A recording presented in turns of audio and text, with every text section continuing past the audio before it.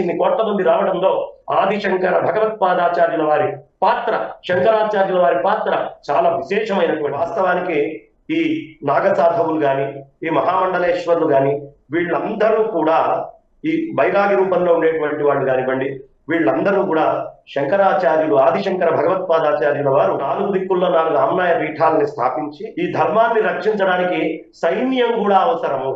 సైన్యము అంటే మామూలుగా మనం డబ్బులు ఇచ్చి వాళ్ళని మెయింటైన్ చేస్తే నెల జీతం రాకపోయేటప్పటికి ఆ సైన్యం వెళ్ళిపోతారు.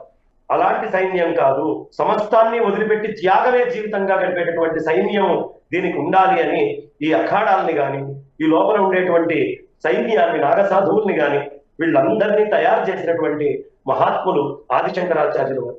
ఎంత గొప్పవారయ్యా ఆదిశంకర భగవత్పాదాచార్యులు వారంటే, ఇటు పీఠాధిపతుల్ని వారే చేశారు, దశనామి సంప్రదాయాన్ని వారే తీసుకొచ్చారు. అదే విధంగా ఈ నాగసాధువుల్ని వీళ్ళందరినీ ఇక్కడ ధర్మాన్ని కాపాడటానికి పెట్టింది వారే.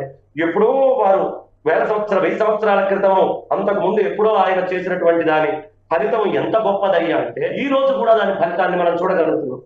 1857లో సిపాయి రివోల్ట్ వచ్చినప్పుడు ఈ నాగా సాధువులే అందరూ బయటకు వచ్చి దాడి చేస్తే బ్రిటిష్ ప్రభుత్వం అతలాకుతలం అయిపోయింది, అల్లాడిపోయింది 1857 రివోల్ట్ కి. అంటే శంకరాచార్యుల వారు ఆనాడు తలపెట్టినటువంటి సేన స్వాతంత్ర్య ఉద్యమంలో పనిచేస్తోంది.